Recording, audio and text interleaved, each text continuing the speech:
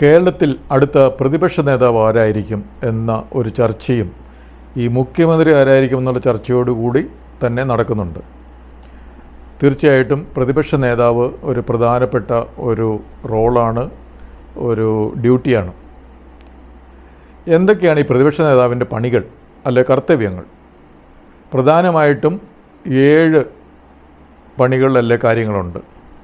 അതിൽ ഏറ്റവും പ്രധാനപ്പെട്ട ഒരു കർത്തവ്യമെന്ന് പറയുന്നത് ഭരിക്കുന്ന സർക്കാർ അവരുടെ ഉത്തരവാദിത്തങ്ങൾ നിറവേറ്റുന്നുണ്ട് എന്ന് ഉറപ്പാക്കുക.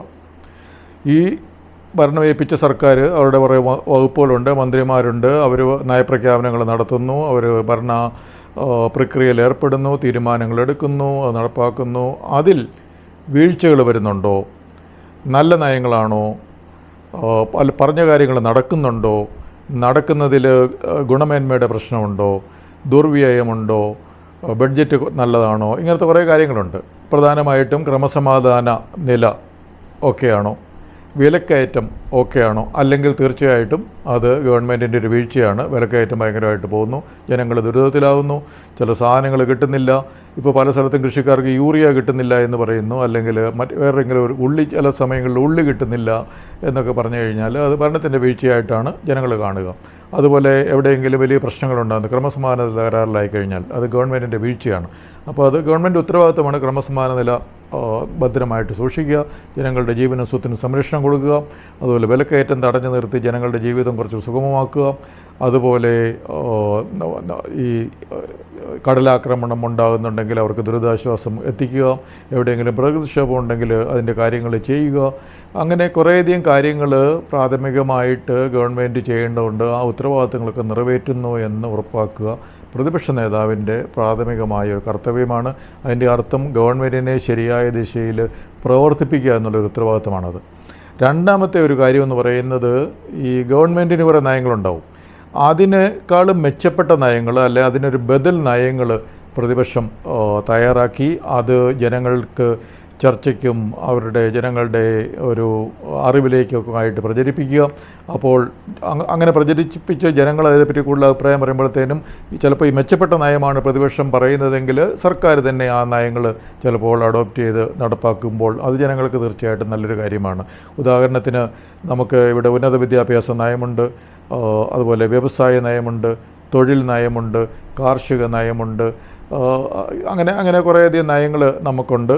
അപ്പോൾ ആ നയങ്ങൾ സർക്കാരിൻ്റെ നയങ്ങൾക്ക് ബദലായിട്ട് അതിനേക്കാൾ മെച്ചപ്പെട്ട നയങ്ങളൊക്കെ പ്രതിപക്ഷ നേതാവ് അവതരിപ്പിക്കുകയും അത് ഈ TV-യുടെ ചർച്ചയ്ക്ക് പോകുന്നവരും അതുപോലെ സോഷ്യൽ മീഡിയയിൽ എൻഗേജ് ചെയ്യുന്ന ആ പാർട്ടിയുടെ ആൾക്കാരുമൊക്കെ ഈ പറഞ്ഞ നയങ്ങൾ പ്രചരിപ്പിച്ചു കഴിഞ്ഞാൽ തീർച്ചയായിട്ടും സർക്കാരിൻ്റെ നയങ്ങളും അതിലേക്ക് വരികയും മെച്ചപ്പെടാനുള്ള സാധ്യതയാണ്. അത് പ്രതിപക്ഷ നേതാവിൻ്റെ ഒരു കടമയാണ്.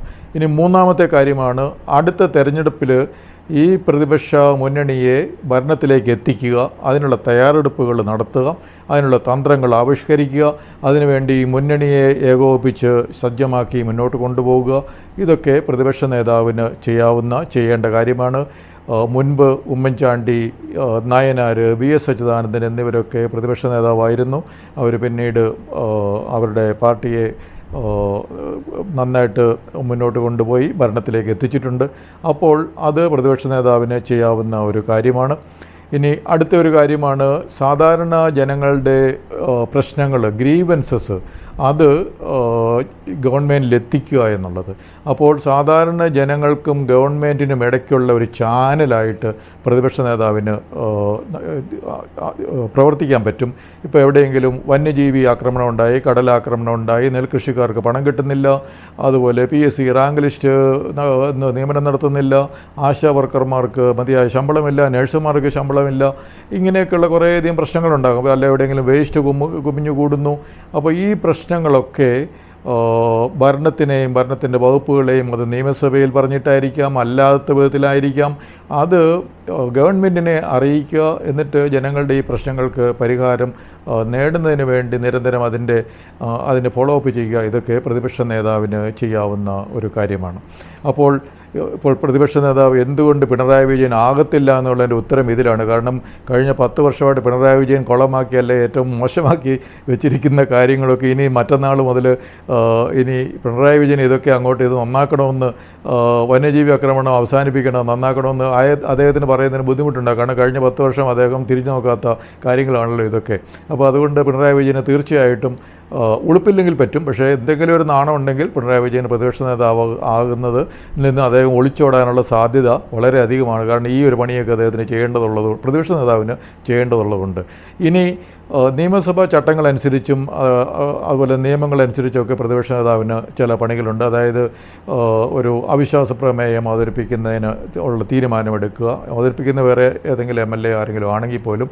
അതുപോലെ ശ്രദ്ധ ക്ഷണിക്കൽ പ്രമേയം, അതുപോലെ അടിയന്തര പ്രമേയങ്ങൾ, അവിശ്വാസ പ്രമേയം, അങ്ങനെ കുറേ പ്രമേയങ്ങളുണ്ടാകും. അതുപോലെ നിയമസഭയിലെ ഡിബേറ്റുകളിലൊക്കെ പങ്കെടുക്കുക, നിയമസഭയുടെ ബില്ലുകളൊക്കെ പരിശോധിക്കുക, അങ്ങനെ കുറേ കാര്യങ്ങൾ പ്രതിപക്ഷ നേതാവ് അതൊക്കെ ജനങ്ങൾക്ക് വേണ്ടി തന്നെയാണ് ഒരു നല്ല ഭരണം ഉറപ്പാക്കുന്നതിന് വേണ്ടി ചെയ്യേണ്ട ചില കാര്യങ്ങളുണ്ട്. അതുപോലെ ചില സംസ്ഥാനങ്ങളിൽ ചില നിയമനങ്ങൾ നടത്തുന്നതിന് പ്രതിപക്ഷ നേതാവിന് റോളുണ്ട്. ഉദാഹരണത്തിന് ലോകായുക്ത ആരാണ് തീരുമാനിക്കുക, അതുപോലെ ഹ്യൂമൻ റൈറ്റ്സ് കമ്മീഷൻ ആരാണ് തീരുമാനിക്കുക. ഇപ്പോൾ ഡൽഹിയിൽ കേന്ദ്രത്തിലാണെങ്കിൽ ഇപ്പോൾ CBI ഡയറക്ടറെ ആരാണ് തീരുമാനിക്കുന്നതിൽ പോലും പ്രതിപക്ഷ നേതാവ് അതിൻ്റെ അകത്തെ ഒരു ഭാഗമാണ്. അതുപോലെ നമ്മുടെ സംസ്ഥാനത്തും ചില സെലക്ഷൻ കമ്മിറ്റികളിൽ അങ്ങനത്തെയിലൊക്കെ നിയമനങ്ങളിൽ പ്രതിപക്ഷ നേതാവിന് ഒരു റോളുണ്ട്. അങ്ങനെ അതുപോലെ ഈ പ്രതിപക്ഷ നേതാവ് ഇന്ന് കുറേ സൗകര്യങ്ങൾ നൽകിയിട്ടുണ്ട്, പ്രോട്ടോകോൾ ആനുകൂല്യങ്ങൾ നൽകിയിട്ടുണ്ട്.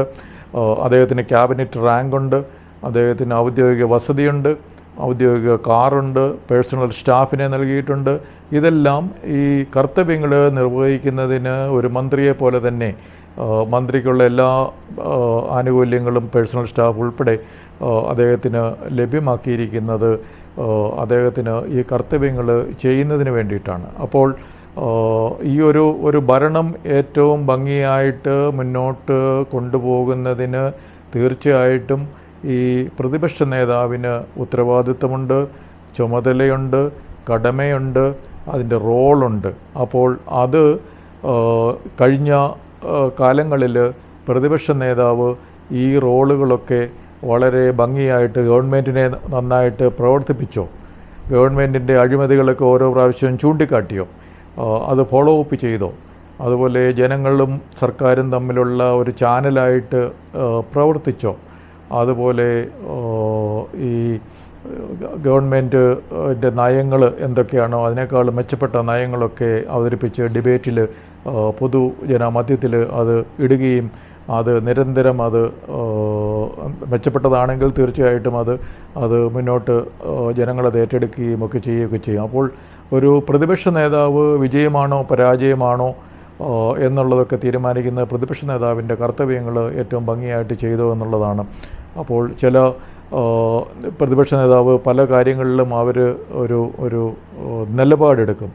ആ നിലപാട് എടുത്തു കഴിഞ്ഞാലാണ് ഗവൺമെൻറ്റിൻ്റെ നിലപാടിന് വിരുദ്ധമായൊരു നിലപാട് പല വിഷയങ്ങൾ അവരെടുക്കുമ്പോഴത്തേക്കാണ് അത് ശരിക്കും ഒരു പൊതുജനാഭിപ്രായം പ്രതിപക്ഷത്തിന് അനുകൂലമായിട്ട് രൂപപ്പെടാനും ആ നിലപാടുകൾ ജനങ്ങൾ ഏറ്റെടുക്കുകയും ചെയ്യുമ്പോൾ വീണ്ടും ഭരണത്തിൽ പ്രതിപക്ഷം വരുന്നതിനുള്ള സാധ്യത വളരെയധികം കൂടും.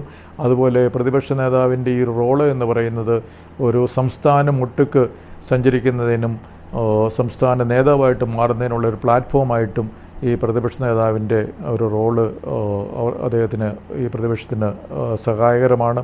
അപ്പോൾ ഇനി ആര് പ്രതിപക്ഷ നേതാവാകും എന്ന് നമ്മൾ ചിന്തിക്കുമ്പോൾ ഏത് ഭരണമായാലും ഏത് മുഖ്യമന്ത്രിയായാലും ഏത് മന്ത്രിമാരായാലും അവരുടെ നയങ്ങളും നടപടികളും അവരുടെ പ്രവർത്തനവും ഒക്കെ ഉത്തരവാദിത്വത്തോടു കൂടി ചെയ്യുക, നയങ്ങൾ ജനോപകാരപ്രദമാകുക, അതുപോലെ ജനങ്ങളുടെ ഗ്രീവൻസസ് പ്രശ്നങ്ങൾ എന്തെങ്കിലും ഉണ്ടെങ്കിൽ അത് ഗവൺമെൻറ് ശ്രദ്ധയിൽ കൊണ്ടുവന്ന് അത് പരിഹരിക്കാനുള്ള നടപടികളെടുക്കുക, ഇങ്ങനെ മുതലായ കാര്യങ്ങളൊക്കെ ചെയ്യേണ്ട ഒരു ആളാണ് ഈ പ്രതിപക്ഷ നേതാവ്. അങ്ങനെ ചെയ്തു കഴിഞ്ഞാൽ ഭരണവും നന്നാകും, പ്രതിപക്ഷത്തിന് വീണ്ടും ഭരണത്തിൽ വരാനുള്ള സാധ്യതയും കൂടും.